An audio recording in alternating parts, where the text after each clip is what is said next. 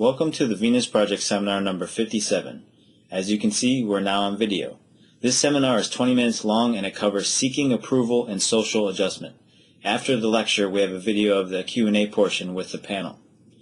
To see future seminars, please make sure you subscribe to TVP Education here on YouTube. I will put the link in the comment section below this video. Also check out the TVP Education YouTube channel for a new series on specific subjects such as human behavior, systems approach, and perspective. Thank you for watching and enjoy the seminar. And so you always come back to the source of these problems yourself. You come back to that image you have of yourself. And if I had a lousy image of myself, if I did it, I said, well, Jesus Christ, you've got a lousy image of yourself. The ability to seek out definition of what that means. You'll find if you ever did, if you knew how to do it, it's very hard to do. Try to define the concept you have of yourself, you'll find that it had no meaning at all, except in the community you live in. He always passes the church on Sunday, never goes in. And the people standing there say, aren't you coming in? He says, no. In that community, he will suffer. But in Atheistville, they will hiss as he enters the church. So the idea is the seeking of approval from all these different kinds of people is absolutely impossible. You take your brother, your sister, your cousin, your uncle, your wife, your girlfriend, you're going to get a different reaction than that whole package of people from anything you do. I don't give a shit what you do. You're going to walk over to somebody who said, pain in the ass, said the same thing. You get the other guy who said, that was terrific. And so stop looking for that. Just come into the area and say, are there any good cigars available? And she says, my God, you don't smoke, do you? You say, I think it's because it cancer the lung. That's their problem. Unless you turn to a person, here's when you listen to other people. You come with a big cigar, and you say, by the way, what are the effects of this? Then she says, cancer, blah, blah, blah, blah, blah. But you ask them. And there are a lot of people that do that, or they ask for it. They walk like this, and they say, Roxanne, she says, that's not my feeling.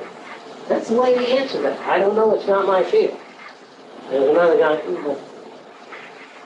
what's good for the ticks? You know, that kind of thing. People like that all the time. What's good for that? Just stop doing it. You can't stop doing it. It's very difficult to stop doing those things because the physical factors induce those things. Okay. Now, I assume that most of you want to ride through life with the minimum pressures. Therefore, you must drop approval and conversation that is irrelevant. Such as, a guy says, are you working lately in any theater or plays? Assuming they're people who you deal with. Say, no, nothing in particular. Yeah, that's too bad. You see, I get a lot of time to write and time to find myself. I go for walks through the country and all that sort of thing. But what about your career? I've got a new career, walking through the country, writing, etc. But the idea is, the thing that too many people do is, there's a big thing coming up next month. MGM is coming out here, and they got me on their shit list near the top of it. And they may call me, because the director's a brother-in-law of mine. They stop that shit. If the director calls you, don't call your friend and say, I'm in this movie. Don't do that either. Just go in, do the fucking thing, and if you're successful at it, everything will fine, enjoy yourself. Go out and go skiing. Learn how to ice skate. Do things. But stop apologizing. The trouble is that most people I meet always talk like they're being sponsored by somebody. Like I'm paying for his drawing lesson. And if he doesn't draw, when I look over the table, he gets a cold sweat. Because he feels he should be drawing. You understand what I mean? If I send him to drama school and he's reading the comics weekly, I resent that. Normal people do. Oh, damn it, why aren't you reading something about what I'm sponsoring you in?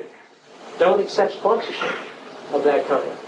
I accept sponsorship, by the way, and I'll tell you about a particular case. This guy said, I would like you to develop this kind of thing for me.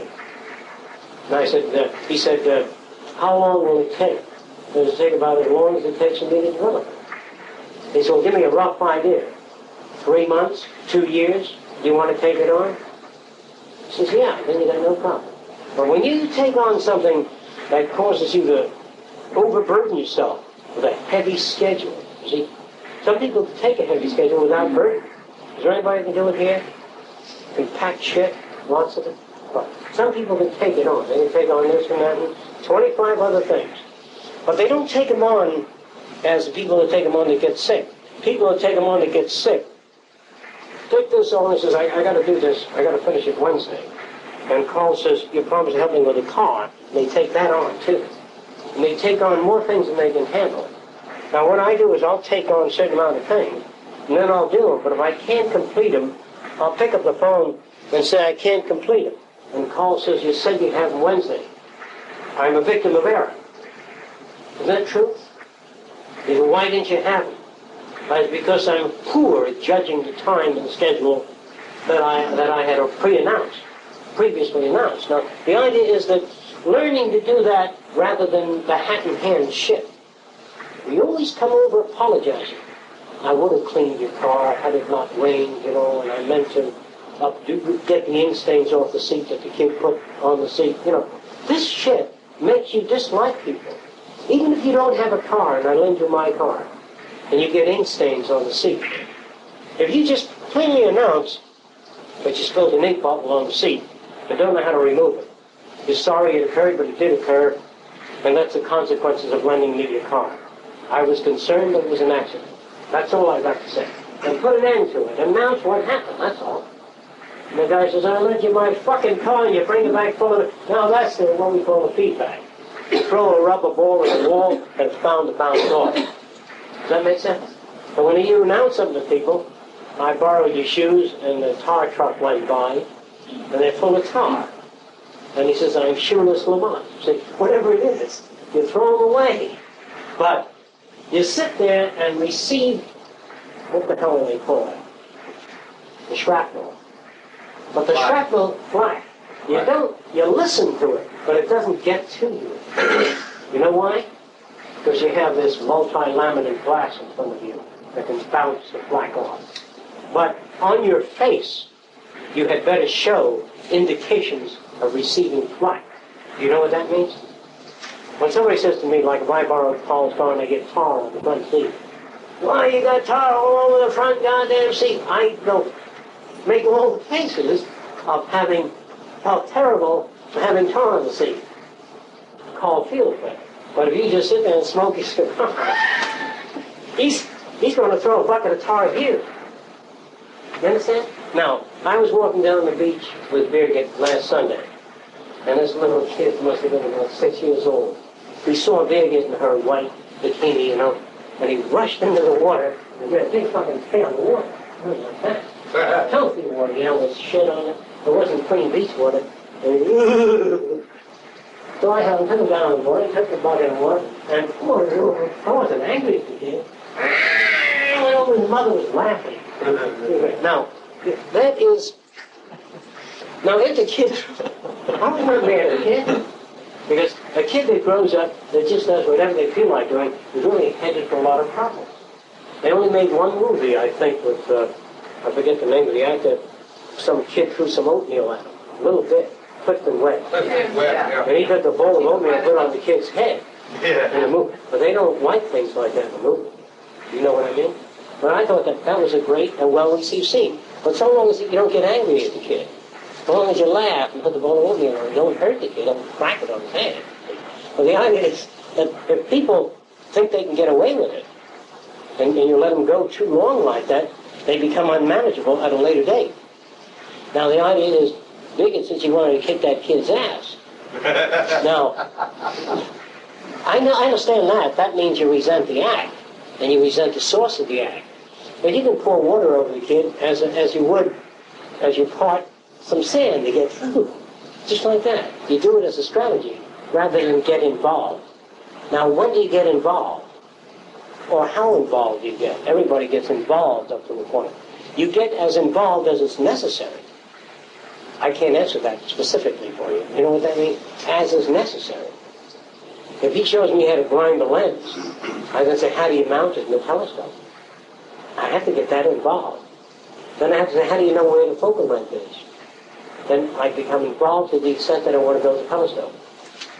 Now, if he starts grabbing out his fucking handbook of telescopes and shows me a collection of the world, I said, I'm not interested. I'm just interested in that one. He says, well, I was only trying to help you, goddamn asshole. No, people do that. Now, if you can say, I'm not that interested, and he starts to shit about your own good, and then you turn around and say, I'm really not interested.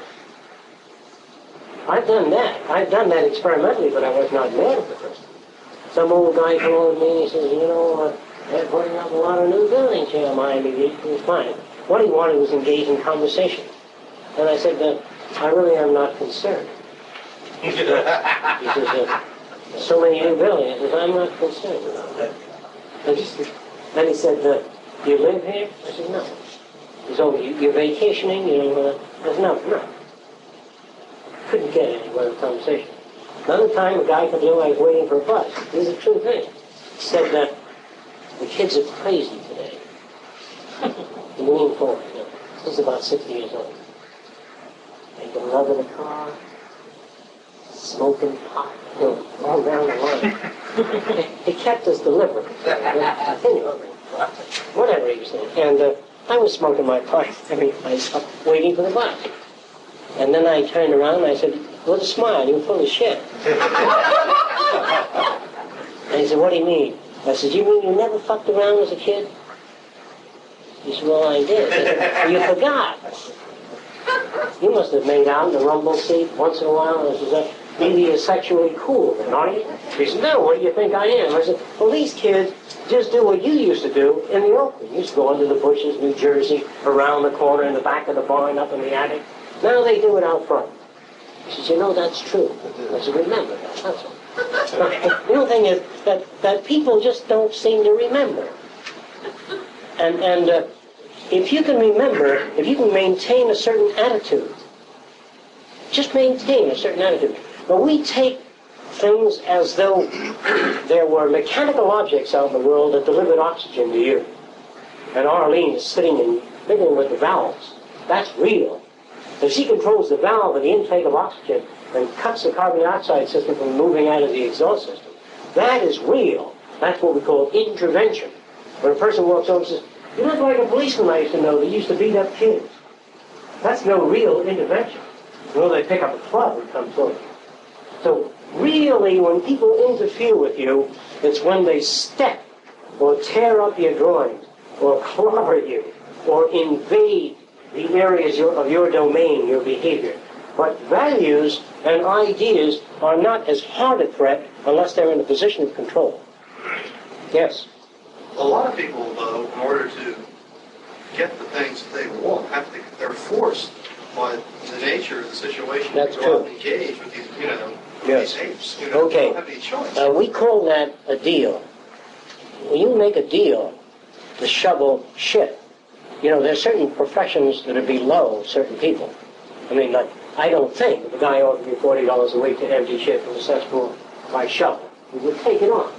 But if a guy said to you, if you empty this cylinder of shit, you get a 12-year world cruise on the luxury line, would you do it? You. Sure. Would you do it if they made a newsreel of it to run to your friends? Right. I'm just telling you that anyone will shovel shit if the deal is right for them. Is that right? And any job, to a certain extent, is shit shoveling. Only the shit is different. It's not fluid life. It's different types of shit. And working with people. People say, I like to work with people. A lot of people that like to work with people have the reins in their hands. You know what that means? The guy says, I love being a director and producer. He says, I love it. So he gets up and he says, no, not like that, like this. This is the guy that's, he's killing the scene. But the guy that likes to be a director and producer is the guy that says, all right, I want you over there, cameraman up there, and you back there. And he loves his job. Everybody knows. He said, why aren't you over there? I said, well, I think it'd be better here.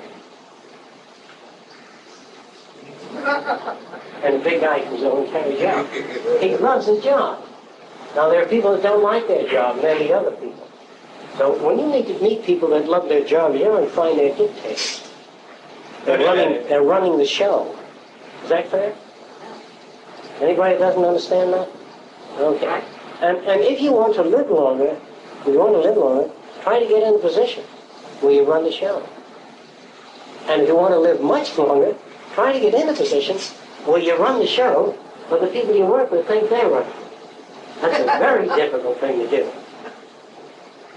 In other words, here's how they do that. That's been done many times. A guy with a white collar grabs a kid, and he's very young. He says, what's the greatest thing to do? He says, go out and play. He says, no, sweep out the church. Now, what's the greatest thing to do? Sweep out the church. And what's the greatest thing to do? Wear a white suit and pick up the funds being contributed to the church. It's the greatest thing. And they give the kid all the greatest things to do. And everybody's doing the greatest thing, and the church is doing. And the whole idea is to get people to believe that what they're doing is the greatest thing. What you think they ought to be doing is the greatest thing. And so everybody feels they're doing their own things, but they're really carrying out your will. Because the king, or the movie stars in the early days, you don't remember this, I think it's before your time, where very big, what they call very important movie star in the old days, people would come over and gather around and be thrilled. But if the police weren't there, they would strip the man's clothing until his jockstrap. I mean, they'd tear everything off. Do you believe that? Do you know that? They hurt the person, physically injured. And if you had 10 million people unrestricted, and you were very famous, maybe you would die of the noise level and the continued people at your door saying, can I have an interview? Just 2 minutes, 3 minutes. You understand what I mean? Now, he would rarely wear the mask of the leper as he opened the door. Or the sign of cholera with running swords. They will whisper to everyone and they'll run away. But people they don't think that way. They don't think that way because of the thought, that kind of thought process bothers them. If you had to walk through an angry colored black section of 90 blocks long at 11 o'clock at night, the only thing is to be black in rags with an alcohol bottle and torn pockets with nothing in them as you go through. And when you see another black, ask them for a nickel. And you'll get right through. But if you dress real well, hang on to your wallet, and walk like that through town, you'll be plump. Now, I always ask the person, what is it that you want? They say, I want to get through that part of town. I said, this is what you have to do. Why, that's disgusting. And they wear their top hat, and they walk in, and they get killed. Now, the idea is, what is it that you want? And you say, but that's being a hypocrite. You're always a hypocrite. Now, you've got to be a hypocrite of survival. That's all. To live in this world. You don't live in heaven. People are not reasonable. Stop asking people to be reasonable and logical. There are some people that are more reasonable than others. But don't start looking at, did I do the right thing? There is no right thing. If you start living for the right thing, then you'll die. Jesus did the right thing and they crucified him. Now, if you want to be crucified, do the right thing. Now, if you do the right thing is to orient people to think whatever you do is the right thing. If you're wealthy, no matter what you do, you're called an eccentric. You can buy 9 yachts, move them off the coast of New York, off the coast of and sink them. That's how it is. I wish I had that kind of money to sink yachts. But if you do it, they put you in an asylum. Howard Hughes did something. He went to a hotel. He said, I want that room up there. Well, no. He bought the hotel, fired the guy, and he moved up there. Now, you do that, and they call you crazy. But Howard Hughes was offered rocket. He's always been on rocket. He's an insane son of a bitch, a very stupid guy. But he had enough money that poured out, and he said, how can he be stupid with all that dough? Well, you're only stupid if you don't have any. And this is part of the value system. Who are you? Don't tell me anything. Just drive up in a Rolls Royce. You don't have to say a fucking thing. A Rolls Royce and an $800 suit. And some little guy walking behind you in the beach. Don't just say it. They will do all the talking. You understand that? Now, if you want approval from that kind of shit, then you got to be sick. Is that it? Okay, any questions? Shall we go for call? To be able to do the seminars with video and then do the questions and answers with the panel. visual is obvious, it's much better. And the link that you clicked is generally just easier than using TeamSpeak. Generally, the public has to download TeamSpeak and install it and come to the channel and blah, blah, blah, blah. And we'd like to be able to just provide one link everywhere, be it inside an email or on Facebook for everybody to be able to view. And even inside TeamSpeak, we're limited to 512 people. So it's, trying to do a little bit of an improvement. Right now, we're testing it out. You meet on Roxanne Meadows Skype? Yeah, give me 1 second. This guy. Okay, so I believe that I just got him. All right, I'm closing TeamSpeak. So anyway, we're testing it out. Give us some leeway. And the idea is that with the bandwidth that the Venus Project has, we could actually have Jacques and Roxanne be one of these panelists for dealing with the Q&A. So you could see them visually while they're dealing with it. So we're going to test it out this week. Maybe next week we'll do the entire thing on Google Hangouts, but we'll see. We'll just do this. So you guys ready? Let's just do the Q&A with the Google moderator. You guys have it up and ready to go? Yeah. Well, technically, there's only 3 questions. Really? Sweet. So Yeah, that's all I got. let's divide it by 3 of us. So yeah. Well, yeah, and how about for this? Let's let the TeamSpeak chat be the continuation. Hey, Vixie, we got There's you. Vixie. Yeah, we'll let the TeamSpeak chat be the continuation of the Google moderator. So we'll start with the first 3, and then we'll continue in the TeamSpeak chat for now. But obviously, in the future, make sure you're using the Google moderator to submit your questions. Real quick, on the left side of your screen, if it's in the same order for you guys, that's Philip Ivanov. Hello, Philip. Hi. POC Bulgaria. He's involved in TVP support administration, the education team, and all kinds of different things in the Venus Project. And then we have Stan. What's your last name, Stan? Eisen. Stan Eisen. And he's in support administration also, helping out, and also a research team, correct? Yeah, absolutely. And you'll see to the right, Vixie from España. And she's LTI coordinator, especially of the Spanish team, and you guys can say whatever the heck else you want to say about yourselves. I like pizza. So. I'm also the POC for TVP Spain. Okay, so let's do those 3 questions, I suppose. Yeah. Then we'll move to the TeamSpeak chat room. And does anybody else, maybe Joe or Joel or somebody, can congregate all those questions into something we can read easily? All right. So what's the first question? What will be the next feature-length video that we can help? And can we help? What will be the next feature-length video, and can we help? Just a second, Sean. Guys, if you see us and or any problems with this translation, with this stream, just put in the chat for TeamSpeak, because I have TeamSpeak open, so I can pass that issue or question to other people.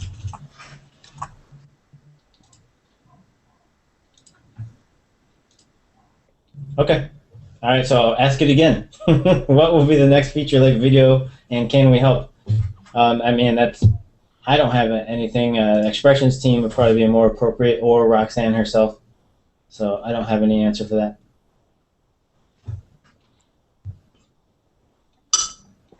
Nobody else?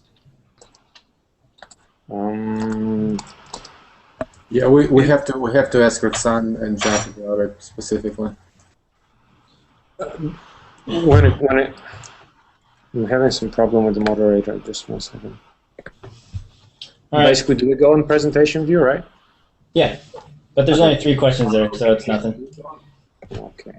Yeah, we're going to pull the rest of the questions from the TeamSpeak, actually. All right, so next one. We'll get back to you on that one, I suppose. Next one, during the transition into a resource-based economy. Yeah, go ahead, Philip. Sorry, I think Joe is trying to get in contact with you or something. Joe? Yeah, that's fine. All right, it doesn't matter.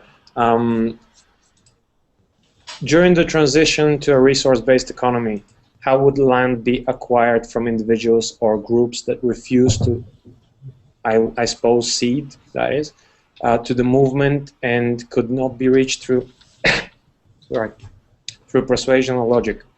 Would violence be used? I would like to say officially on behalf of the Venus Project and everybody else, no violence will be used anytime, anywhere, in any kind of way, I'm going to try to develop the question. It's not so much how would land be acquired from individuals. It's more the individuals would be the ones who actually provide the land. Or let's say the land would be bought from individuals. It really depends on let's say when it really depends on how you picture it, in the sense that if you're talking about the transition, if you're talking about the first city, if you're talking about in a resource-based economy. In a resource-based economy, there is no acquiring of land, because all Earth resources are shared among the people. But let's say I'm going to try to approach this question from the from the point during the transition. For example, let's say I'm an industrialist, a person who has millions of dollars and who owns acres of land. And my son comes up to me and says, "Dad, here is a very interesting idea about a resource-based economy." And I take this idea personally, and I think that this is an amazing thing that we can do. Then most probably what I would do is I'll get in contact with the Venus Project. I'll go and speak to Roxanne and Jacques and say to them, "Guys, I have this, I have, I don't know, 500 acres of land. Do you think we could do something with it?" They would probably say, "Yes, but we actually need some financing in order to build the city." I would say, "Well, I have 60 million as well. Do you think we could start with that?" They would be like, "Yeah, I think we could start with that. What's the next step? What is the next step? What we should do?" Well, the next step is actually hiring companies, hiring engineers, hiring transport specialists, hiring basically people who plan cities and who help cities being built. And those people would work closely with Jacques, and they would basically propose methods and solutions. And once these solutions are the most optimal of what we know up to date now, they will be implemented. And obviously all of this would be financed through the industrialist, in this case me. If anybody has like a follow-up question on that, I think, yeah, that's all I can put there. Yeah, I will add to that, Philip. I will add that it's no violence because every person involved in the resource-based economy and in the Venus Project only on a voluntary basis. I mean, if you don't like to join us for some reason, you would like to observe, how we're going to develop in time, you're free to do so. You will be free to visit the cities. You will be free to communicate with us. But if you don't like to, if for some reason somebody don't like to join us and follow our procedures, our safety procedures, our educational procedures, if something will happen with you, we might not be able to help you with anything. So you're on your own. It's a lot better to collaborate with other people. Especially when we propose something. Something which helps to advance your life and make it safer, make it give you more possibilities in general. So I would say it's absolutely no violence. It's everything voluntary, and we feel actually that it will be the advantages of the system will be so obvious for everybody. So we will get people on board sooner or later. Somebody else?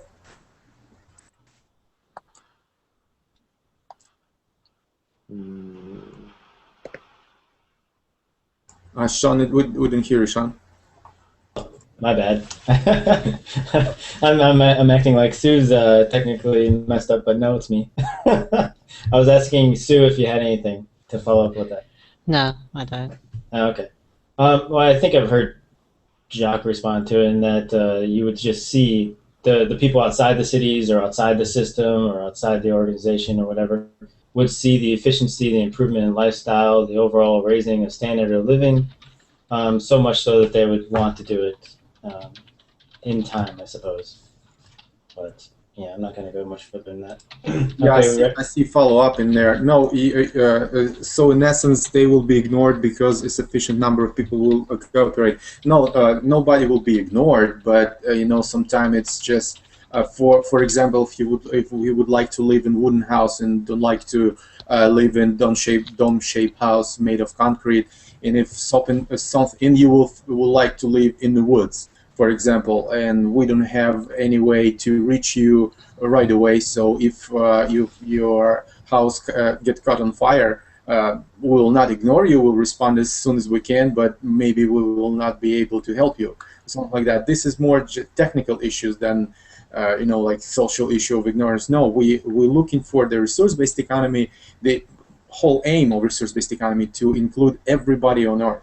Everybody to live together, everybody to reach the highest potential. So if you show interest, but for some reason, I mean, if you're interested in the idea, if you really would like to join us, but for some reason you have any kind of doubts, or you would like to know more about what's going on before you join, absolutely, you have unlimited amount of time.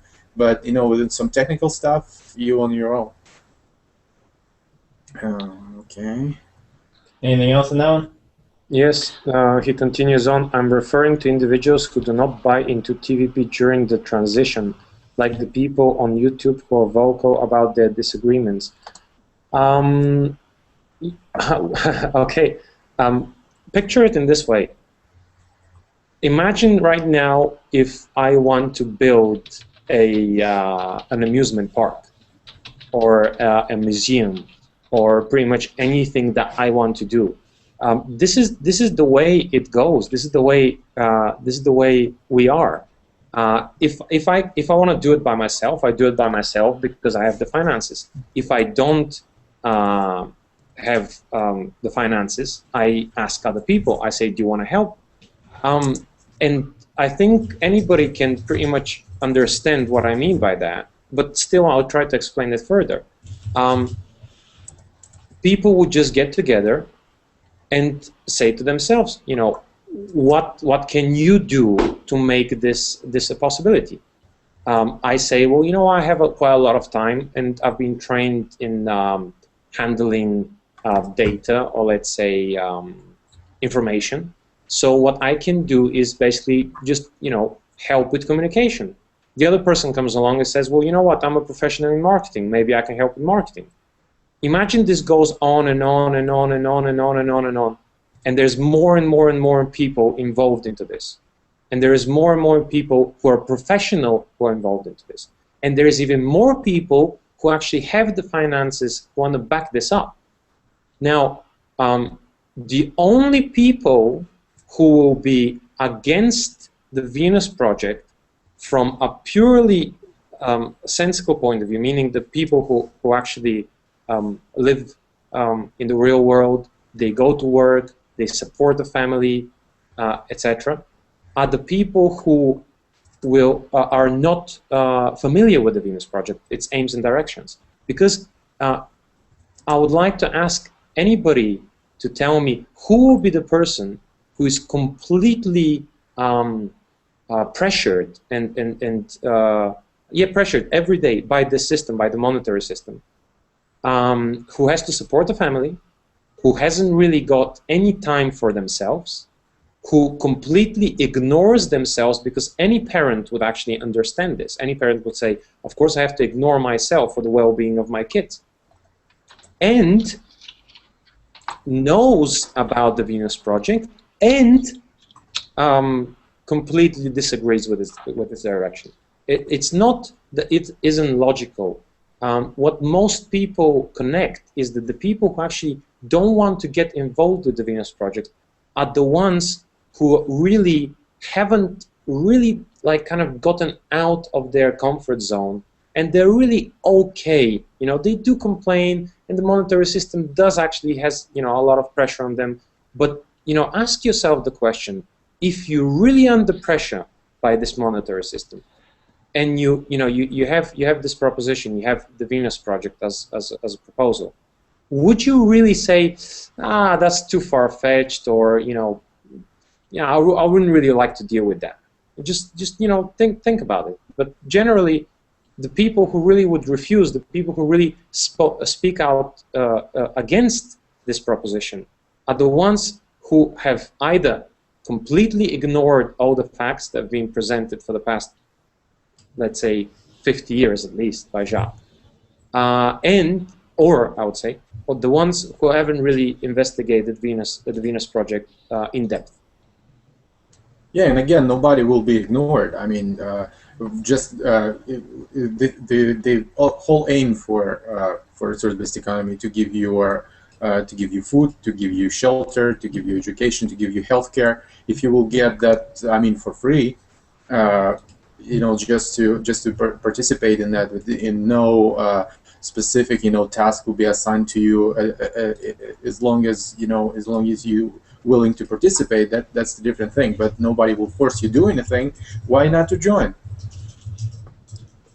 What do you think, guys? I will join that at any time, with that kind of care, absolutely. And I will find myself, to do something, useful. Maybe I will get different education. Maybe I don't even aware of my possibilities right now. So absolutely, you will. I mean, nobody will ignore that possibility. I mean, I don't think you. I don't think you will. I don't have anything. Sue, you have anything? I think it's just a question of, like, once they see how well it works, they're going to join on. I mean, there's going to be people at the beginning who don't understand, but once they see it functioning and once the word gets around that it works, I think it's a logical step that people will take. They'll want to join in when they see the benefits there are. Yeah, so for some people, just it's pretty normal, to just to see if it's working out. Why not join? It's fine. Absolutely. Somebody would like to work on it first. Somebody would like to take more time to get used to the idea, or see how the society works. And if the resource-based economy offer a lot more than they can get from the land, I mean, just from their trees, that it's obvious that resource-based economy will. So I think it will. It's the choice is obvious. Sorry, I'm trying to do like administrative stuff at the same time. Trying to get Joel in here. I don't know if it's going to work or not, but if he pops in, he pops in. Otherwise, we'll try to handle it by next week. Okay, so we good with this question? Yeah, I think we covered it. Okay. We have another one here. Yeah. I think Joe is grabbing us the questions from TeamSpeak once we're finished with these. Oh, okay. All right, that's cool. Yeah, so go ahead. Start with the next one. You want to read it? All right, I'll read it. Yeah.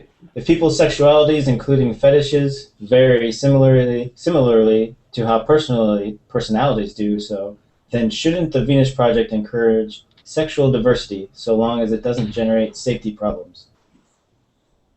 Yes. Yeah, why not? Uh-oh, you might have somebody. I think we have Joel. Well, this is a level of question that would come from, like, I would guesstimate not a lot of deep exposure to the resource-based economy and the Venus Project's concepts. Encourage sexual diversity. Well, we're not going to encourage that, but if you have some kind of needs to met with, you can find somebody on the same interest, and if nobody get raped or nobody get molested, nobody get killed, why not? Yeah, I think that's about it. It's not a question of encouraging anything in that line, as long as nobody's hurt. If it's two consenting people, then what's the problem with it? Yeah. Well, fetishes, like Jacques has done talks on fetishes, and the fact that fetishes are derived from lack of access to something or another. There's people who have ass fetishes or foot fetishes or whatever you want to call it, any type of fetish, and what's the reason? What's the root cause of that fetish is lack of access to that. So the counter to that is not actually to provide 1,000 feet for a foot fetish person, but but to not have mass marketing, mass media constantly tease individuals from the age of 1 until they're 18 or 20 or whatever. Oh, we've got Joel here. So, hey, Joel. Yay! All right, so no, we do not hear you. I think your sound is still messed up. It's still into the line in of TeamSpeak. Speak to us, Joel. All right, he's frozen. Yeah, I think a lot of the fetishes or whatever you want to call them that are prevalent today are because they're promoted a lot through whatever means. Sex is everywhere now. It's used to sell anything from underwear to chocolates. So once that sort of pressure and brain eating is out of the way, people will have a different outlook on sex. Anyway, I think the whole thing about relationships will be very different. A lot of people are going on about, oh yeah, we'll be free to go to bed with who we want to go to bed with. Yes, obviously, why not? Just as you are today, really. And perhaps monogamy, in the sense that we think of it today, won't really exist. But at the same time, I think that when people do go into a relationship, they will go into it with much more thought than they do nowadays. Because I think one of the reasons we see so many divorces nowadays is because people jump into relationships far too quickly. Before they really know each other, they decide to get married and so on. So I think it won't just be about fetishes. It'll be the whole thing about looking towards how you relate to another person, whether it's on a sexual way or whether it's on a mental way. The whole man-woman thing will be different. I don't think it's just a question of fetishes. Yeah, if that makes sense. And this question might come up. I'm trying to figure out why somebody would ask this question. Well, and he actually follow up that, Sean. He says, okay. I'm specifically talking about what Jacques said about fetishes being distortions, and I'm concerned with them being stopped by being developed. Yeah, well, or suppressed. I said this before in TeamSpeak meetings, and keep saying it unless somebody has a pretty good counter argument. Is that in the Venus Project resource-based economy, any one of us or any one of you speaking about these, there's no such thing as stop. There's no such thing as prevent. There's no such thing as force. None of these things should come into any of our language. We will simply educate ourselves and each other to the point where things will become irrelevant, and we just won't do them anymore. And when it comes to things like fetishes, there's probably a lot to be researched about them. But from Jacques' experience with his going to the islands and seeing how children were raised there, they were swimming naked their entire lives. There was no such thing as a fetish there. There's no such thing as a man gawking at a woman's parts. So he extrapolates from that and says, wow, maybe fetishes in themselves are really just environmental variables that we learn, and we're Joel's in here twice now. You got a clone. How did you manage that? We all want one of them. Yeah, really. That's the secret TVP development. Yeah, but he's got different positions. He's got one in his hand like that and one is like that. How did he manage that? Well, he's got. I did not get a chance to set this up with him. He's got pretty low internet, so he's probably got YouTube open, probably got Skype open. Oh no! So he's gonna have to. He's gonna have to turn. He's gonna have to turn all of that off, because all internet bandwidth needs to be routed towards just this Google Hangout. So anyway, the thing is, there's more research that needs to be done in it. Not into promoting or taking away anything of an individual, just into educating people. That's what I have to say about that. Hey, Joe. And of course, humans, generally, all of us will be free to do just about anything as long as it doesn't, hurt other individuals. Wow, he's is this messing up the stream at all? No, I can hear it clearly. Everything fine. Yeah. But yeah, Joe came kind of choppy on that. Yeah. Okay. Well, we can set up for next week. Okay. I saw another one about political science, and Risto actually answered that it's not going to be any political science because it's not going to be any politics in resource-based economy. So resource-based economy is beyond politics. So the only one politic will it has to provide every people with all the basic needs and more. I didn't get the full question, so yeah, I'll go with what you said. Yeah, it just says it will be isn't yeah, just person just interested if in RBA will be political science.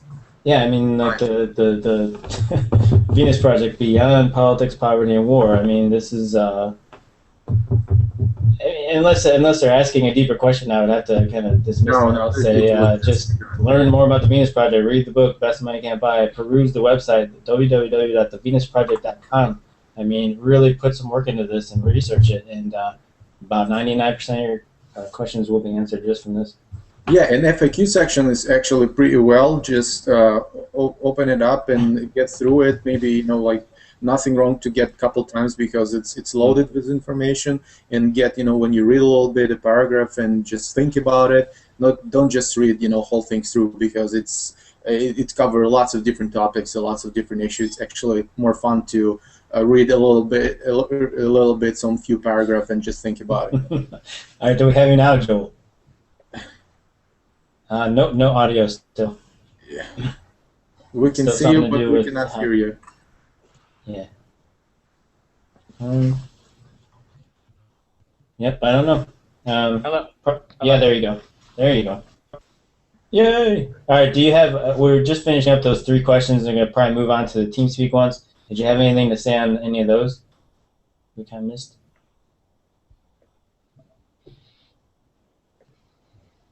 You got me, Joel? No, I don't know where. I'm figuring this out. Okay. Where are the questions? Well, one of them was, what's the next video project from the Venus Project? Do you have anything on this?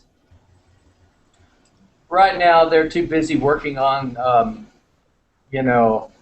things to do with the motion picture. So, smaller projects are not.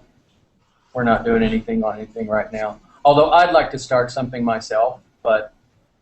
All right. Yeah, I might come because I have some things. I mean, and I could actually use some help with it. If there's anybody out there that's experienced in video editing and Final Cut Pro 7, I do have some struggles on that. And if they can they reach out to you directly, or should they use a generalized email? Yeah. Well, TVP at thevenusproject.com. Okay.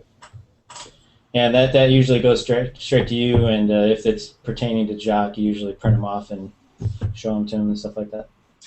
Yeah. Okay. And then another question was, what do we do with in an instance that we're setting up resource-based economy? We have cities, and we have people outside the cities that are refusing to join, and they might have land or resources or something. And what happens in that conflict? How do we resolve that? I don't think anybody refuses to join per se. The bigger problem you're going to have is keeping people out that don't belong there. So don't worry about, oh, please come and join us. My God, we need you. Fuck them. You're not going to need you're not going to need anybody that wouldn't join, I can tell you. At that point, the conditions will be so bad, you're going to have to turn away so many people that's your bigger concern. That other thing is just nothing. All right. And the other one, I think, you want to... This one says people's sexualities, including fetishes. Should we encourage sexual diversity? And we covered all of these already. I just didn't know if you had heard them and wanted to have your input on them. I couldn't hear anything for the longest time. Where are these questions? I've got the panel up that it's secret place. I can't tell you that. So okay, let's go ahead and go to Joe. Joe, just keep posting them for us, and I'll go to the first one. Question: will there be violent non-supporters during the transition? What will TVP supporters do to protect themselves? All right, this has a lot to do with what you just said, Joel. But yeah, it moves on to what will we do to protect ourselves. From what? I don't know. Doesn't have to be more specific. Yeah. Well, basically, like in today's society, we have people who really don't agree with this direction in the sense that it threatens their what they identify themselves with today. For example, violence, religion, that kind of stuff. When the Venus Project kind of gets more popularity and more people understand this, the people who actually identify themselves with things that we call aberrated today, then they would technically say, well, you're taking away my identity, and they would want to sustain the status quo in their own image, in the sense that, for example, if they're truly Nazis or people who want to hurt other people, and that creates enjoyment in them, then, you know, since the Venus Project is, I'm sure you understand, right? It only creates enjoyment for them in so much as they get something out of it. It Yeah. gives them something in return. When that's an irrelevant, when the conditions around them offer them nothing in return for that, it fades away, it drops off. And education is a good part as well, isn't it? Because when people understand, like, for example, many people don't really know unless they actually have the experience. So I read a couple of years back some studies that, let's say, if you get a person, I think this is old methods as well, if you get a person who is very violent and who likes inflicting pain, this person actually never understood what it is like to have pain inflicted on them. But once they understand that, once they have pain inflicted on them, then they change their whole mindset. So imagine if people actually lived in very, very bad conditions. Then obviously, you know, it's not like the Venus Project is going to inflict pain on them in any way. It's actually the conditions that are bad are going to inflict pain on them. Imagine that we have the Venus Project, or the resource-based economy, on one side of the world, and on the other we have still somewhat is left of the monetary system, and it's a complete chaos, and people are just running around grabbing whatever they can, trying to survive, really like an after-apocalypse world. Of course, any sensible person would say, you know, I really don't care about my values, that I like to hurt little animals. I'd like to live better. I like to have a roof over my head. I like to have, you know, clean water and clean air. And since, you know, this is not possible in a system like this, obviously the next logical step would be, let's go to a resource-based economy.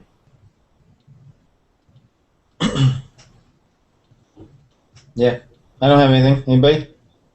Well, maybe not. Again, that depends on how well informed they are. And since we have supposedly an all-out effort to educate people everywhere, it just depends on how well we can get the message out to people that are outside of the system that we can enact at the time.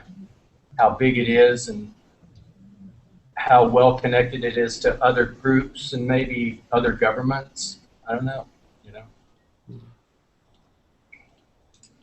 It's It another just really follow-up. depends on if everything's super shitty, you're going to have people groveling to get in.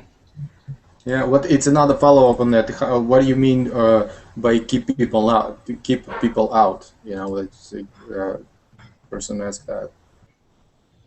What do you mean by that? To keep people out?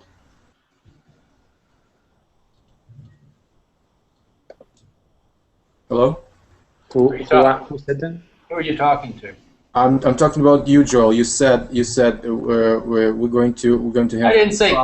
I didn't say kick people out. I said keep people out. You know, that's. Well, you're going to have to screen people that come in. There has to be a screening process in the beginning, especially in the beginning. Less so as we have the resources to handle all different types of deviations and inevitable problems that you're going to have when you bring in all the people from the old civilization.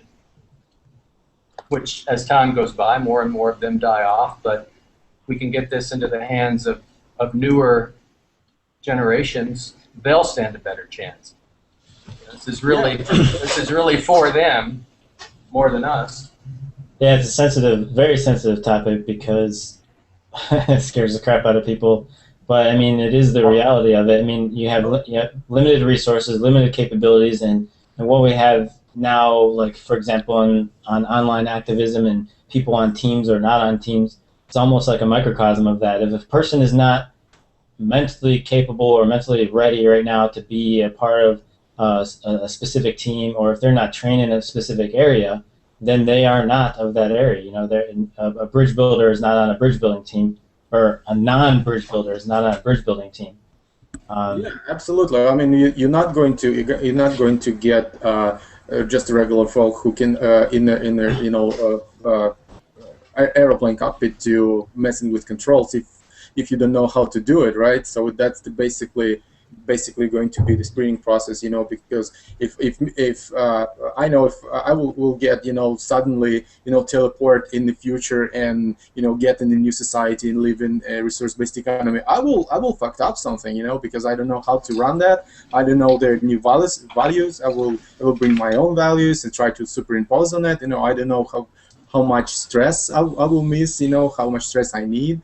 So that will be screening process, you know, to understand people on what the level we're dealing with, so we can get, you know, people who can get faster adjust to new way of thinking. They will be in the cities, but then it will not be separated from other people. These people will work with people outside the system to get them on board and I mean on the same page with everybody else. Yeah, people. Oh, go ahead. I was going to say, I think that's one of the most important things, the values, you know, whereas in the first city, Jack always says that the first people to live in the first city will be engineers and architects and people who can create the next city and so on, improve on it and so on. They're going to have the values sorted out. And so I think that's perhaps more important than anything else. Yeah, people ask many times, you know, where are these engineers? Where are these guys? Well, they're people who know about the Venus Project, but I'm pretty convinced that their value system is not there yet. You know, if we had hundreds of engineers and architects and everything you think of whose values were at the point where they need to be, yeah, we would probably be working on some stuff right now. But this whole education thing that we're attempting to do is to change that value system in many people, and you know, hoping to grab the people who are skilled. And also, you know, so our personal or our resources inside TVP become a little bit stronger, so the propensity for being able to create that first research center or first city become much stronger. Jack actually talks about something when it comes to values. I mention it sometimes to some of the people that I talk to, but I'd like to take this opportunity to ask you guys to correct me if I'm wrong here. He talks about, let's say, the best possible scenario for the transition. You know, a lot of governments say, okay, let's move on to there. But since we have a screening based on competency, that means that some people who are completely, let's say, their skills are no longer needed, such as lawyers or marketing specialists.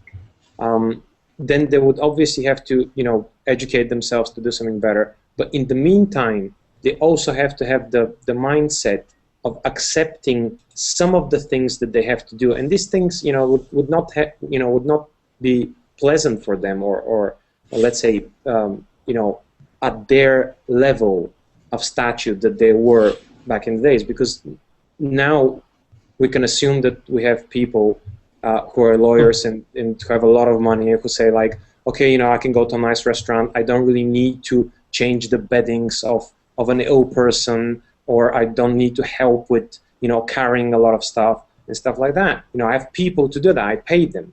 But, you know, when you can't really help and you want to contribute to that, then, you know, personally, I'm a salesperson, and you know, I don't have any skills.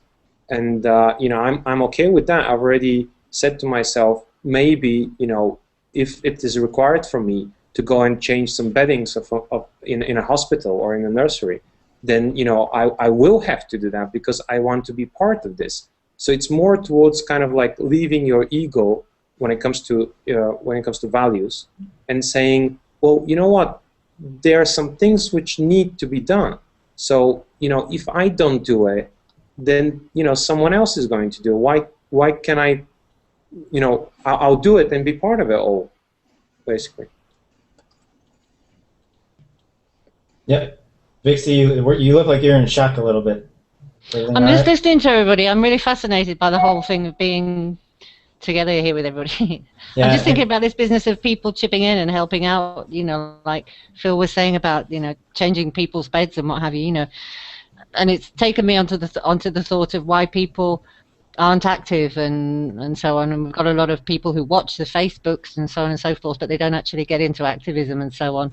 And I'm wondering if there's any kind of relationship, Well, Philip and I were talking a little bit earlier, and I was selling. I don't think I have to sell the idea that video is pretty sweet, but I was re-explaining some of the basic stuff, and these type of things can really incentivize people. I think it takes a person out from this like black screen of just text and typing and maybe putting posts on forums or Facebook. It puts a real face to it. And I think you were around when we were trying to get Peter to put the collages at the end of moving forward. It's a smack you in the face with like, this is real. These are real people. I'm Joe is a raising person. the hand, but I don't know why. Okay. I have a question. I figured raise my hand. All right, go for it. Is it just us 5, or are there other people watching? No, I don't get this. Yeah, it's just us 5, but we are being broadcast live to the world, even though it's probably only about 30 people right now on YouTube. Anybody can see it across just by clicking on that link. And that's the real benefit of this, is that we can literally broadcast ourselves. And So now go ahead. Yeah. So do they see? What do they see? Do they see About a 2-second delay of us, my face right now? It automatically switches between the speaker, and yes, it does see the bottom people, so you can't screw off while you're down there. So if I speak, like now I'm speaking, does it switch over the video Yes. to me or Automatically? Okay, because I still see you even though I'm talking. Oh, really? Yeah. What happens is when we stop the stream, I'd recommend everybody here to go back to the YouTube, wait about 5 minutes, and watch it, and you'll see the results. And then this will help us and then we'll get feedback from the crowd, the people that are in TeamSpeak, and figure out, if this is a good methodology and what kind of improvements we can make, blah, blah, blah, blah. So, No, I'm just wondering, do they see? They don't see the all the boxes Yes, with do. our pictures Yes, they underneath do. it too. Yes, They yes, do. They do. Okay. Yeah. Basically, the reason why Joe sees anybody else is because, Joe, you can't see yourself when you're speaking.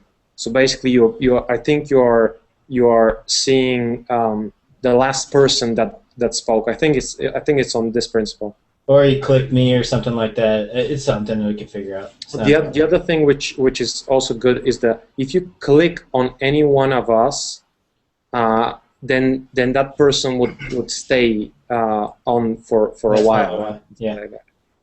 So I think if you all right, go ahead and talk. Testing 1 2 3 1 2 3 testing. All right. Nope, didn't work. Now I'm stuck on myself. Great. That's not what I wanted. You just Sean, you just need to click once more and then it will go. Okay. So there's a little frame around me. All right. Again, everybody watching, forgive us. We're playing. All right. So let's move on with questions so we can get this wrapped up eventually. Where's the question? Where are the questions? I don't see them. I'm not telling you. Joel, we're going between TeamSpeak and Skype. I turned off. I thought I was supposed to turn all that off to get this to work. Yeah, that's why I'll read them to you. Don't worry. But right now, I want to think about them before I. Well, when we did the Google moderator, only 3 people submitted a question, so it really wasn't a useful Copy and tool paste them into the Google Plus chat so that he can read them there. Then he doesn't need anything else. Sure. Okay, gotcha. All right, next question. Will there be... Oh, no, we already did that. Question, I really don't understand. Okay, Okay, for people that want to see those who want to provide their mass land, how do other people seek where their land mass is located? And for those whom have already provided such land, such for already being constructed or being used. Wow, okay. I should have read this first. I don't really understand that question. It's that, man. I'm not gonna say any names, but that was really wrong. No, I mean like to retype it. That's really hard. We'll have to look at you know how you and Joe were looking at the questions before and figuring it out. That'd be a good process to have included in this because that was just unintelligible, whatever. It's something to do with like those who. How are we going to allocate land? Yeah. Yeah. Well, right now, I mean, we can answer this. We're going to take what we can get. That's a simple answer of it, right, Joel? Right.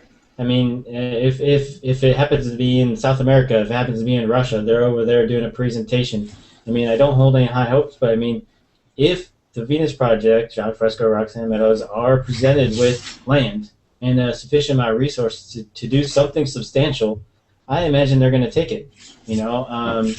And that's the best that we can do. I find it hard to believe that we're going to have 100% access to all Earth's resources. That's just not going to happen initially. The world is going to need an initial research center. It's going to need an initial city. It's going to need demonstrations. It's going to need all kinds of things before the entire world is, a resource-based economy. So it's going to be a staged process, and the lower stages of it are, not going to be 100% perfect. But that's why I say we're going to take what we can get, or they're going to take what they can get. Yes, I think the process that they want to do, the film and then the city, that's the way to go, because it's bit by bit showing people. It's the way to. We're not going to get it all implemented in one go. You're right, Sean. It's going to have to be the city first so that people can see it. Ideal situation would be, boom, tomorrow, access to all resources, we're all educated, our value systems are good to go. Well, that's not the case. So you have to back off of that ideal and deal with the reality of now. And the reality of now, people own lands and government own land, and then they have people with guns to stop you from using those lands. So you just have to keep trying to get this information out there until somebody or something is willing to give access to a certain amount of resources. Then you take those resources and you use them in the maximum efficiency as you can to get out the message even better. Anything else on that one? How can really anything? I mean, how can my question is basically to everybody: is there another approach to do anything? I mean, yeah, it's a valid question, but I mean, the answer would be like, how else can we do it? Do we have any other choice? And the answer is really like, no. I mean, we only have so many capabilities. We only have so many resources. The people you see here do an amazing amount of work for the Venus Project and the activism and the linguistic team and the research team. We don't, we're really low on resources right now. Any access to any resources, be it people, individuals, professions, land, buildings, water, blah, blah, blah, all that's going to help, raise the level of what we're doing. But we're at a pretty darn low level right now, and just trying to do the best of what we have.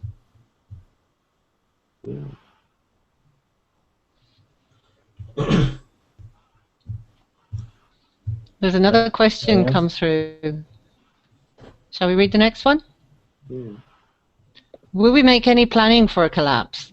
If a collapse would occur, wouldn't it be a good idea to have planning for food and information ready? Have Jack and or Roxanne ever mentioned this? Not just we work on the solutions and not the collapse itself, as it's been mentioned. Let me cover this. I won't take that long. But maybe talking about, I forget the terminology, but just preventative measures for, if something were to happen. And I mean, that's seems obvious to me on an individual basis and even on a group basis. Do these things. Of course, do these things. But you have to take into account what Jacques and Roxanne are attempting to do. They're attempting to educate the globe, the world, 7 billion people, on the possibilities of a resource-based economy.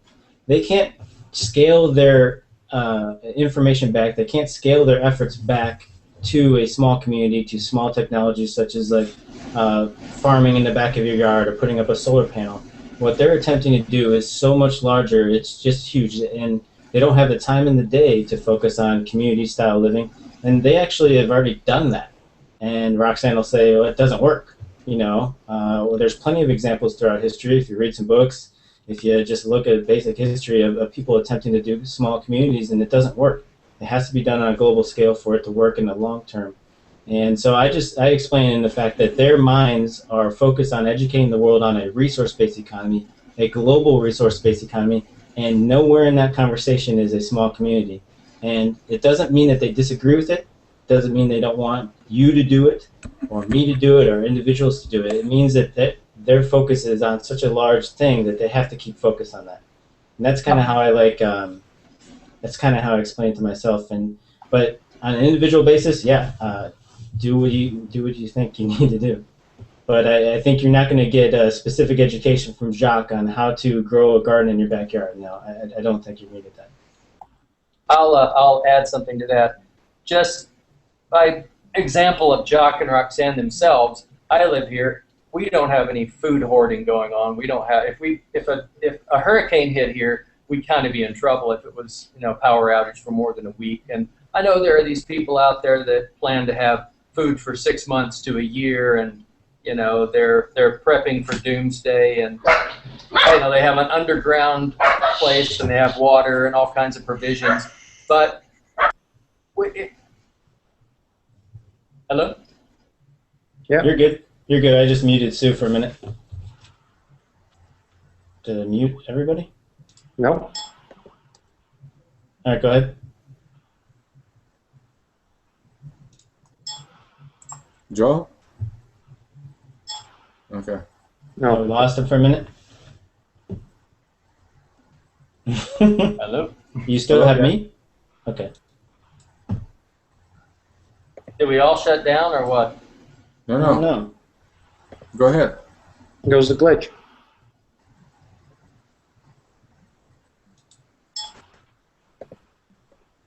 So what are you saying so you live in there, and if it's going to be some kind of trouble? Anyway, yeah, I was just saying they don't prepare themselves any better than the average schmucks out there. I can tell you that. So don't think that they have some kind of special plan for themselves personally if shit hits the fan. They don't. The nice thing is we do have a well here that if the power went out, I think we can hand crank it. That's very good, because apparently they say a big problem in large cities and municipalities is if the system falls apart, you're not going to have water and you're not going to have services in many cases. So it could be really bad if that happened. What was the original question? I want to make sure we're on that. Planning for collapse. If there's any plans for the collapse. Yeah. I think there's so many people, so many organizations putting forward ideas for, making your own back garden, backyard into a garden and stuff like that, and that we don't need any more people doing that kind of thing. We need to concentrate on the end goal. It would also, I think, with what the aims of the Venus Project are, to me, it seems like it would be a little arrogant for us to tell people to make those type of preparations for themselves, because that would be assuming they can even afford to do that. So many people who appreciate what this direction is about are in dire straits. They just, it's part of what contributes to them finding appeal in this. They've been through, up a hard road. And so, telling people to do this and to do that, and they should prepare. This is the preparation. Learn about what this direction is about. Speak with other people. We think that that's probably much better insurance. I mean, yeah, store away a few cans of beans if you want to, but if you can make a whole cottage industry out of that type of pursuit. But maybe like lots of people just saying, they expecting the collapse, like everything collapse in one second or one moment. I don't think it's gonna be the case. The collapse of civilization is gonna be a slow and painful process. So we have to prepare ourselves and prepare next generations for that. I mean, to know the other world is possible. They know that another direction, another social arrangement is possible. So we make the preparation right now. Yeah. So with that question, we're good on that one. Yes. No. Can anybody hear me? Yes. Yeah, yeah. Oh, okay. Can anybody hear me? Yes. Gotta keep it live, man. Gotta keep it live. Yeah. Can't have any dead air. It's boring. Yeah. No, it's fun so far. Well, for us, maybe. I don't know about the audience. All right, so We'll see on YouTube channel. We'll see what kind of comments are going to be. yeah. I think in the YouTube channel, let me remind people, if you are watching, then on the bottom right, you can make comments, and the live comments do work even during the stream, which is kind of cool. So will this be posted then permanently after the fact? Yeah, and this one's linked to my YouTube right now, but it's not what I'm planning for the future. You know, like we want it on a different account. But the second I put end broadcast, YouTube automatically starts processing it, and then it's there about 5 minutes later. So it's all, a lot of it's all automated. It's really nice. Does it not take a lot longer if it's a longer video? Because we've been talking for a while now. Does it not take longer if it's a long I would imagine, recording, as it were? Yeah. A few seconds probably, man. Yeah, it's pretty quick. I was pretty impressed. All right, so what else we got? Does Jacques have the mindset of someone who came from a resource-based economy? No, the opposite. Jacques has the mindset of someone who's been through a lot of hell, I would say. And in that was forced into looking for solutions. Was driven by those forces. Mm-hmm. Yeah, he always says that convert your adrenaline into action, right? Like, we don't know what a person would look like or act like from a resource-based economy, really, until we achieve that. Yeah, absolutely. It's a mystery. It's like, Yeah, I mean, all of this that we're talking about is generally like theory, but it's a pretty good theory, pretty darn strong one, and there's a lot of pieces to the puzzles that do fit, but it's still, in the end, it's a theory now, and a person from a resource-based economy, I think in our current mindset, even some advanced people, quote-unquote advanced people, such as Jacques, might not even be able to fathom the type of mindset that would come out of somebody who's really raised in that type of environment, in that type of education, where every day, that there's a feeling of safety. There's not a feeling of worry or scraping to get by. You walk down the street, one of the best feelings I think of, you walk down the street and you can see, or walk down whatever, I don't know if it's a street, and you see somebody else, and there is no such thing of worrying. There's not even the possibility in your mind of worrying that this person is going to take advantage of you or need something from you in such a manner that you're going to be lesser out of the transaction, and that's completely opposite of what is now, and these are just small things. These are just small everyday things. I can't even think of what I can't even think of. And we can only sort of extrapolate what our present knowledge is into the future. It's like that story he tells about, kids 100 years ago used to ask them, say, Daddy, what will the horse and buggy of the future look like? I said, well, it'll have nicer wheels, and you'll have, your horse will have a better, it's that type of thing. We're the same. We're the same. Yeah. Yeah. When we're thinking about the future, we can only kind of take what is and put some gingerbread on.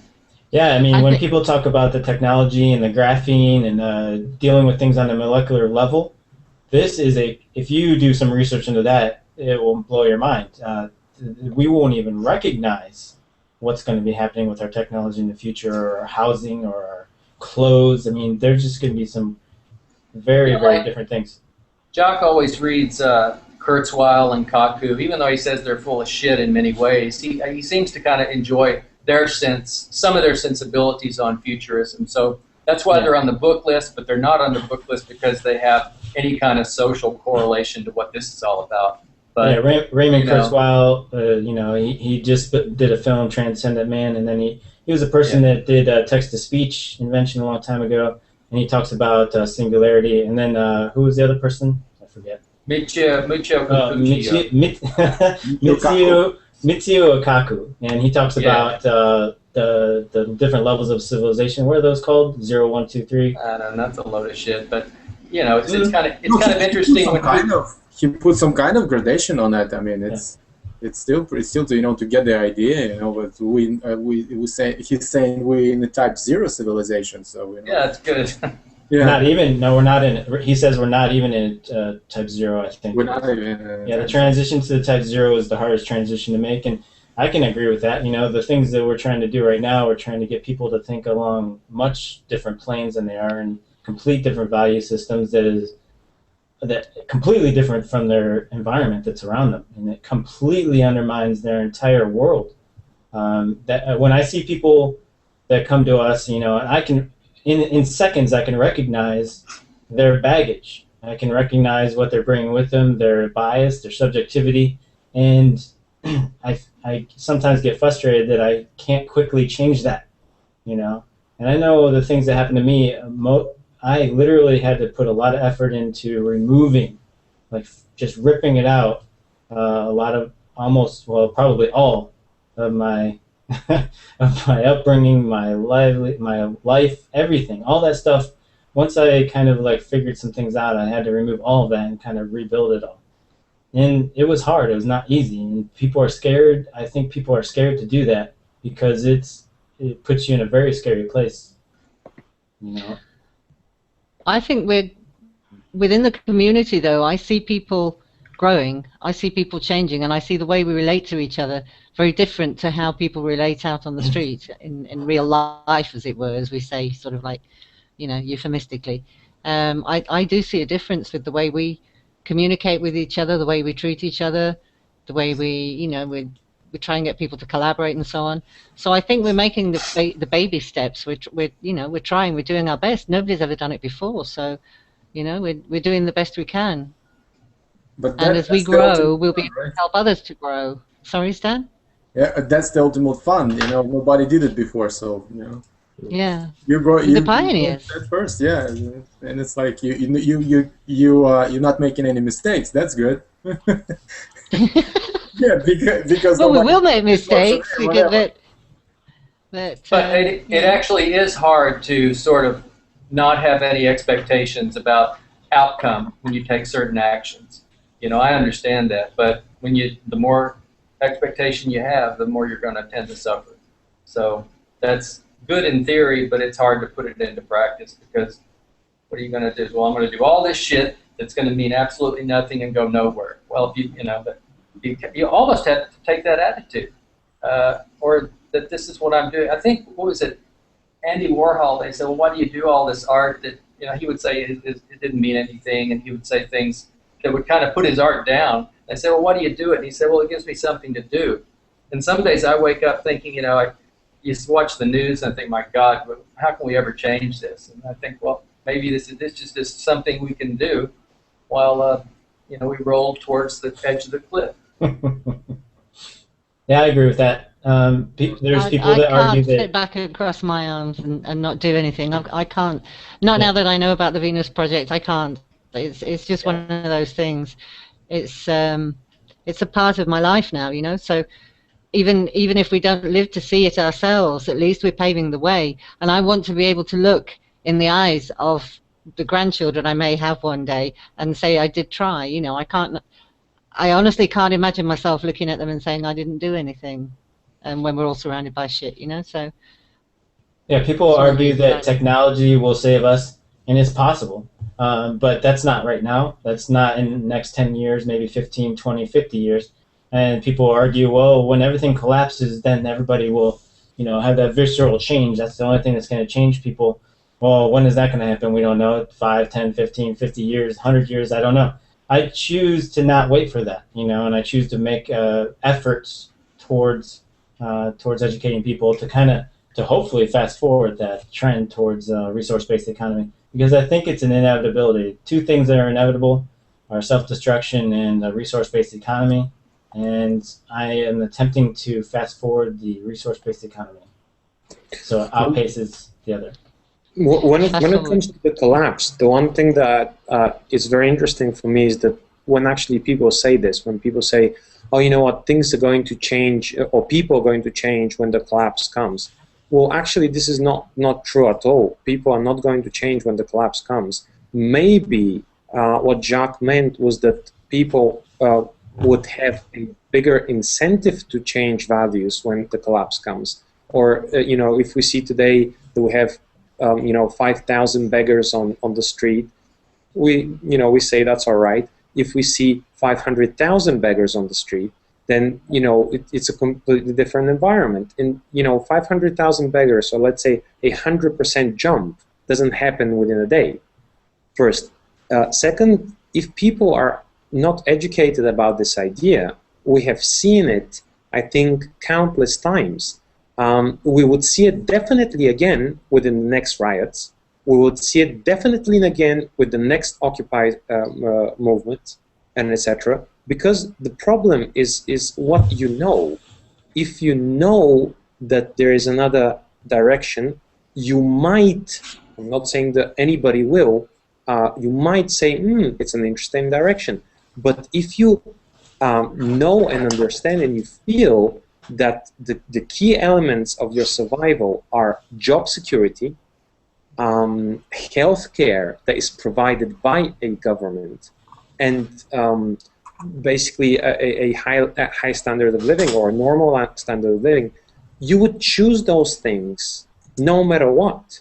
And people don't understand, or I would say they misunderstand when they read such quotes from Rothschild or anybody who says that, Rockefeller or whatever, that it only requires a major crisis and the people would choose the New World Order. Well, exactly that is it. You know, the New World Order is the current system continuing. It doesn't mean anything else. If you choose to to be a slave, basically, if you choose to work for a salary, if you choose a government to provide you with health care, and you are at 100% aware of our technological advancement, you're basically making an irrational choice. It is not the governments, people, corporations that are strong. People don't understand this. It's people that are strong. People are the ones who can do a lot of stuff. People are the ones who can make the change. The only problem is that not many explain that. Not many explain that uneducated people are basically the people who will bring the New World Order. But educated people are the ones who can really make the change, because then they will continue saying this. Then they will continue saying, look, we want a resource-based economy. And when the governments come to us, when the corporations come to us and say, well, you know what, we'll make the system better. We'll give you better benefits. Because you have to kind of, think about it. What is the best way? Is if you put such an animal, if I can use metaphors, if we see the system, if we see the corporations and the governments as a wild animal, if you put it in a cage, what will it do? It will start behaving better. And that's the thing which we should actually teach our future generations. We should teach them, guys, it is very obvious what kind of state of technology we have today. And it's very easy for any government to make a situation very bad, a recession, or maybe a conglomerate of governments, and then for them to say, well, you know what, let's fix it, okay, and think of some kind of idea, some kind of a scheme in order to fix it. And what does fixing mean? Well, fixing means making it better, but making it better from a very bad perspective, that means that you're still bad. If let's say a resource-based economy is a +10 and the monetary system is 0, if they make it down to -5 and they say, well, let's bring it up to -2, everybody will be saying, well, that's a growth. Any financial analyst gets into this vicious circle whenever there's a recession. Whenever there's a recession, straight after the recession, every single market analyst, every single stock market analyst starts saying, oh, there's a growth. Well, of course there's going to be a growth. When you hit rock bottom, any kind of progress, it's growth.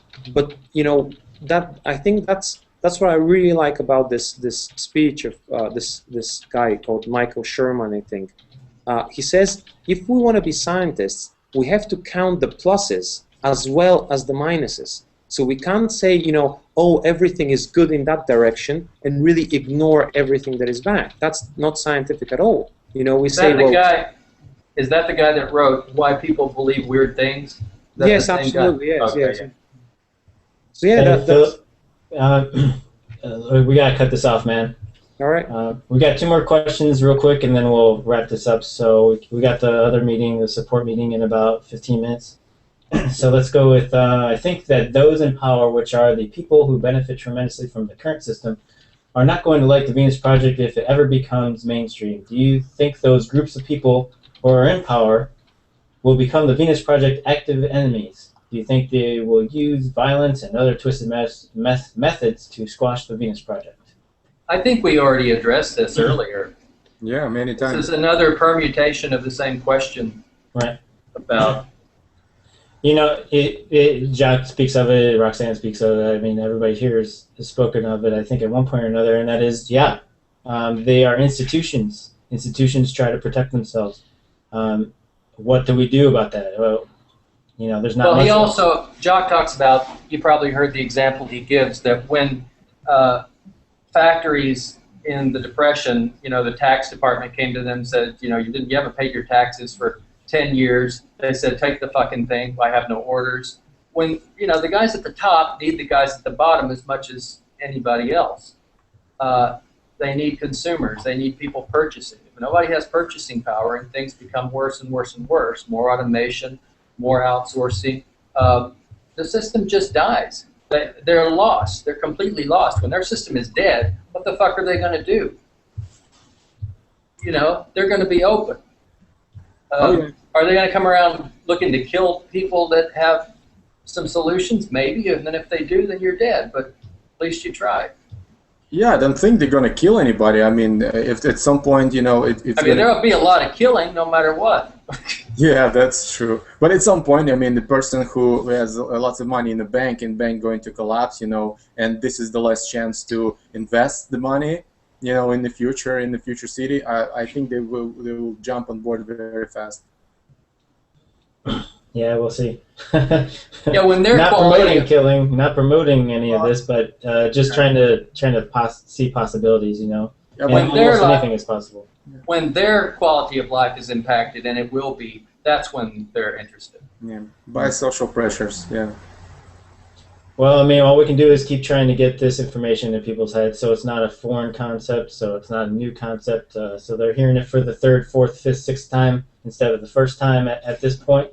And if that happens, then we've been doing a pretty decent job, and the likeliness of them making a different choice rather than going straight back to capitalism, if there is such a failure, then they have to have these ideas in their head, otherwise they can never choose them. And so that's what we're kind of doing. That's a long subject. I'm not going to go. All right, next question.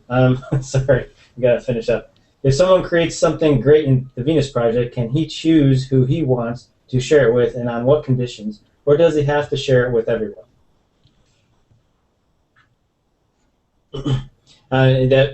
We've kind of discussed this before.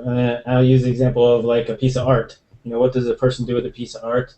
I think Jacques has responded and saying, yeah, this person can choose who they give it to. They can choose this or that. But if that person wants to keep it for themselves, I don't remember that part. And a lot of arguments. I remember Jack saying something, sorry to interrupt, I remember Jack saying something like if somebody has a beautiful painting and they don't want to share it, then they would put it in the newspapers sort of thing, or, you know, tell everybody. This person has a beautiful painting, but he doesn't want to share it, so they would be more or less shamed into. But I think this question about more than when people get involved right now in the Venus Project and they create something for the Venus Project, but if they're going to allow it to share it outside, I think that's the question. I think I heard it a few times before and we addressed that. Oh, that's different then. And maybe like programs or software or the Yeah, something games, like you know, how are we protecting it and who would you? I mean, I do this every day with the Google Docs. There's sharing permissions all throughout the Google Docs, and I choose who has what, where, when, and why, you know, and that's just a collaborative system.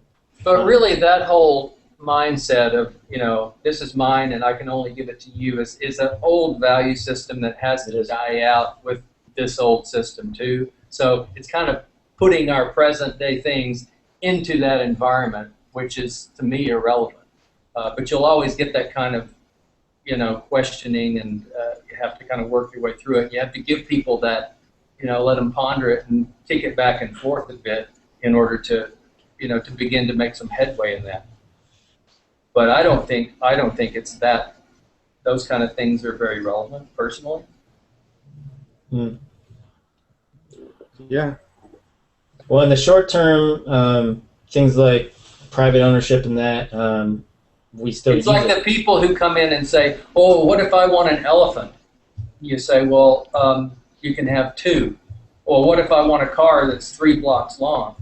You say, "Well, we can do you one that's 5 blocks long." Well, what if I want, you know, 20 castles in, you know, along the coast of Florida? We'll say, okay, well, can you handle 40? Can you handle that if we give you that many? And they say, okay. I wouldn't want to live in a society like that because you spoil everybody. So you can't win with some people because they're really not there to talk to you about ideas. They're there to kind of generate opposition, and they're indoctrinated into kind of that ego battle. Yeah, that's the good point, Joel. Yeah.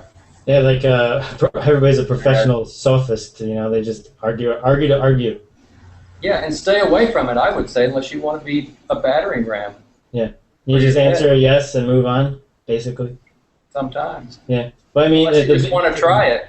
Well, to be clear about it, a resource-based economy is in itself, you know, an open source, transparent, completely open system. We're not there, and we're nowhere close to being there now. We are where we are now. And where we are now is not a resource-based economy, and there is property, and there is money, and there is taking advantage of other people, and there is differential advantage and all that fun stuff. So we have the theory of what we talk about, which is a really good theory, and then we have the reality of now. So you have to be able to separate these discussions and these arguments in your mind, and kind of I divide into 3 different parts. I divide it into, are we talking about a resource-based economy, you know, this amazing possibility, or are we talking about now? You know, all the things that are going on now, or we're talking about a transitionary type of subject. And when you get somebody to define those, then your parameters or your focal point is much more clear, and you can have a more clear discussion with the person. And if you can ascertain whether or not they read his book, that'll save you a lot of time, because you'll know, first of all, if they've read anything by the things that they say in the beginning. And then you can get pretty good at easily figuring out which direction to go with which person. An individual doesn't want to be told by another individual that they don't know shit, and you know that's kind of the crux of the problem. And I'm interested in doing that. I'm interested in telling people they don't know shit, including myself. You know, I tell myself I don't know shit every day, but I want to create systems and tests and surveys that'll assist in that. So they're being told they don't know shit by an automated system instead of an individual. So hopefully the ego doesn't get bashed as much. Yeah. Well, you can say things to people without upsetting them. It's just a question of being a little bit tactful. No, I can't. You can do it. You're a lot better than you used to be. That's the value of film, though. Films and videos and this type of stuff. You know, if you do a good one and you put it out there, that's your propaganda piece is out there and it's working for you all the time. So. Right, an automated system. That's what the websites are. That's what this video will be, you know, well into the future, because it'll be present on YouTube, you know, and all the things we do, all the videos, all the YouTubes, all the seminars, all the radio shows. All right. So anybody else got anything else before we wrap up? We gotta wrap this up. No, We gotta wrap this up because I need to eat before we do the meeting. Yeah, it was fun. Yeah. All right. So I'll end this broadcast. We'll do some more testing and figure out if this is a usable thing to transition to. For other seminars and maybe possibly other meetings. And give us feedback, I suppose, on TeamSpeak somehow. And below the video. All right, I'm going to end the broadcast. Thanks, guys. We'll see you next week. Bye, guys. Bye. Bye. Bye.